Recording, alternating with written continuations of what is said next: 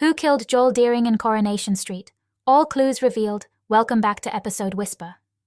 Today, we're diving into one of Coronation Street's biggest mysteries yet. Who killed Joel Deering? Fans of the ITV soap have been left on the edge of their seats after Joel's shocking murder, and the list of suspects seems to grow by the day. In this video, we'll break down all the clues and uncover the prime suspects in this dramatic whodunit. Was it a case of revenge, or did someone act out of self-defense? Let's piece together the evidence and see if we can solve this mystery. It's official. Coronation Street's Joel Deering has been murdered. Tonight's installment of the ITV soap will see Craig Tinker break the news to DS Lisa Swain and Kit Green that Joel's body has been found, and the post-mortem later reveals the 2 blows to the head was what finished him off. With the police set to declare this a murder investigation, there is no shortage of characters who may be in the frame. But who done it? So get your notepads ready, because there is a lot to be getting on with. Who killed Joel? Lisa Swain. In a shocking turn of events, the suspect with the most evidence stacked against them at this stage of my investigation is the detective sergeant herself, Lisa Swain. Starting from the beginning, Lisa has made it no mystery that she wants to bring Joel down, and has gone to extreme lengths in her attempt to do so. Through her interactions with Amy Barlow last year, we learnt that Lisa has very strong feelings about violence against women, something which Joel is guilty of in the case of Lauren Bolton and several other young women. Despite adoring her job, Lisa put everything on the line this summer as she attempted to collect enough evidence to bring Joel down, following the collapse of his case, admitting to Carla Connor that she could face suspension if she was caught. She also left professionalism at the door when she was forced to release Joel after his first arrest, when the CPS deemed that there wasn't enough evidence to charge him. As she told him he was free to go, she made it clear that she wasn't someone to be messed with. In the meantime, even look at Dee-Dee or Lauren again, and it won't be prison you'll need to worry about, and yes, that's a threat, she had told him. With Joel having continued to harass both Dee-Dee Bailey and Lauren, has Lisa stuck to her word and finished him off? Things got even more complicated when it transpired that daughter Betsy Swain, Sydney Martin, had also been targeted by Joel. But could this have been enough to push Lisa over the line from seeking justice to seeking revenge? When it was uncovered that Joel had sent threatening messages to Betsy, Lisa was horrified. With Joel threatening to kill Betsy, could Lisa have killed him in defense of her daughter? After all, she previously mentioned being willing to take a bullet for her child. With the messages having come to light, Lisa was taken off Joel's case and warned that it had become too personal for her to make rational judgments. However, she was adamant that she wanted to continue the investigation herself. Could this be because there's something she's trying to cover up?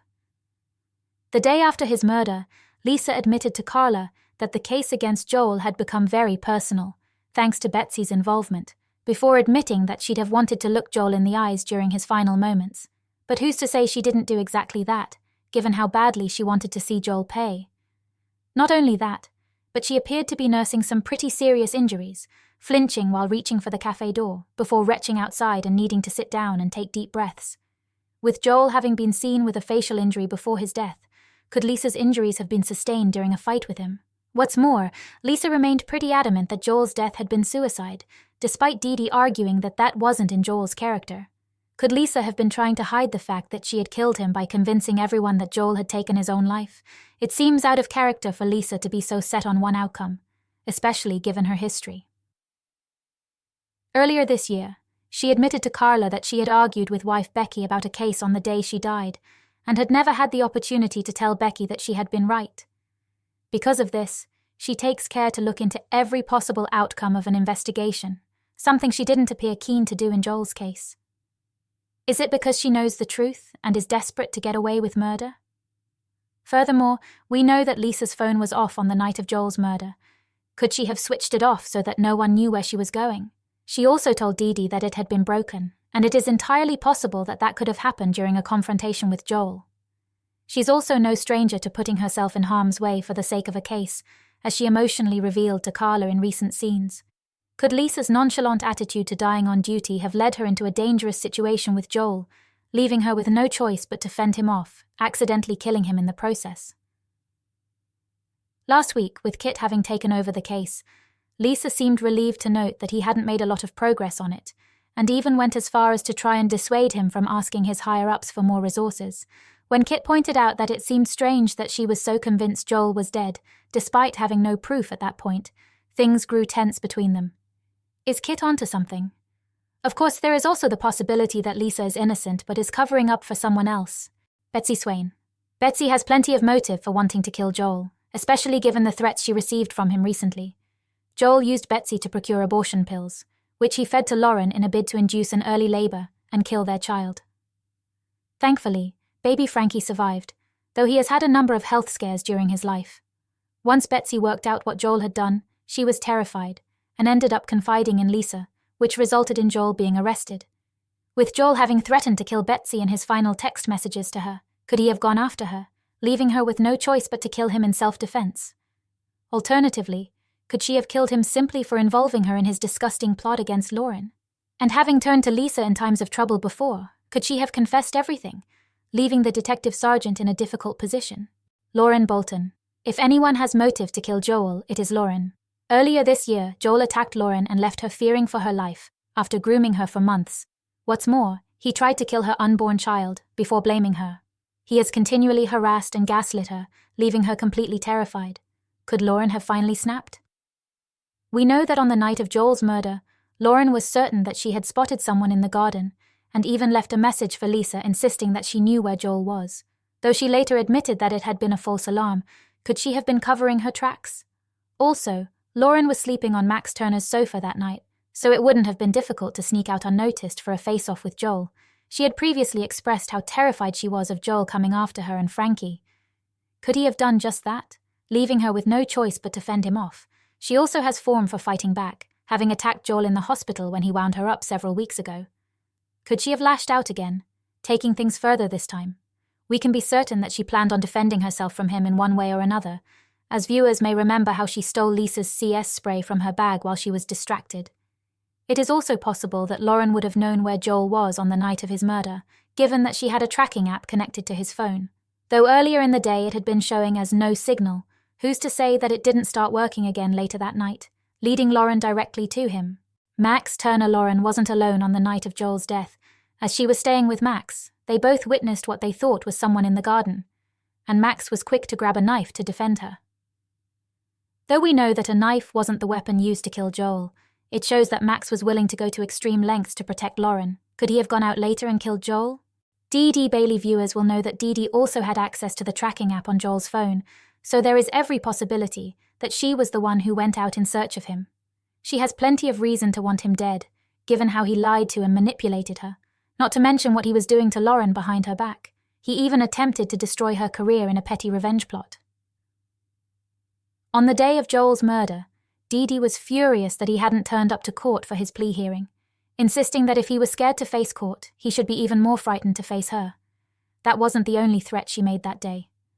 When Roy Cropper, David Nielsen, revealed that Joel appeared to be a danger to himself, Lauren was quick to insist that she'd be happy to see him beat himself up, before Dee-Dee swore that she would be the first to volunteer to help him. Was it more than just a figure of speech? On top of that, she was quick to blame herself for bringing Joel into everyone's lives. Could she have seen it as her duty to get rid of him as well? The next day, Dee-Dee appeared to arrive home very late. This could have been because Ed Bailey had asked her to stay with him and Michael Bailey at number 3, but how can we be sure that she didn't sneak out to find Joel? What's more, when she turned the tap on, she appeared to have a visceral reaction to the sight and sound of running water. We know that Joel's body is set to be discovered in a river in upcoming scenes. Could Dee-Dee have put him there and be suffering some kind of traumatic response as a result? Not to mention, she also suffered a dizzy spell. Given Joel's injury on the night of his death, could she have fought with him and sustained injuries herself? Later that day, Dee-Dee appeared shocked when the police managed to locate Joel's car so quickly. Could this be because she was worried about getting caught? The only thing that makes me wonder if Dee-Dee is innocent is her determination to prove that Joel is still alive. Despite Lisa being adamant that his death was a suicide before his body was found, Dee-Dee refused to accept that as the truth. However, this could be explained away as a type of trauma response. Perhaps Dee-Dee really did kill him, but is desperate to believe that he isn't really dead. Ed and Ronnie Bailey. Ed and Ronnie Bailey have previously lashed out at Joel Deering, and there is every possibility that they may have done so again. After intercepting an argument between Joel and Dee-Dee in September, Ed and Ronnie tracked him down to the precinct and threatened him, with Ronnie pinning him up against the wall. With both men having seen how upset and angry Dee-Dee was at Joel not showing up for court, Could they have tracked him down once more and finished what they started?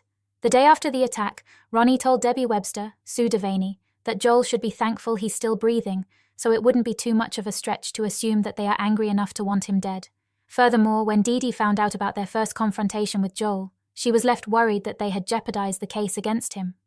However, Ed was quick to promise Dee-Dee that he would make it okay if things didn't go to plan. Joel not turning up to court would certainly fall into that category, so has Ed stuck to his promise? On top of that, Ronnie assured Dee-Dee that Joel would get what was coming to him.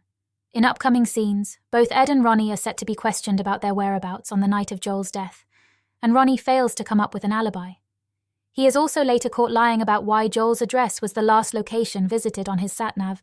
Is there something he's trying to hide? Kit Green DS Lisa Swain isn't the only police officer in the frame for Joel's murder, as Kit isn't exactly looking completely innocent either. The newcomer recently took over Joel's case after Lisa was taken off, and he hasn't seemed to have made a lot of progress so far. Could he deliberately be trying to hold up the process to stop his colleagues finding vital evidence linking him to the crime? Kit usually likes to take the law into his own hands in order to get justice, actor Jacob Roberts said in a recent interview, before adding that Kit is gunning for Joel and wants to take him down. Could Kit have sought justice against Joel by killing him?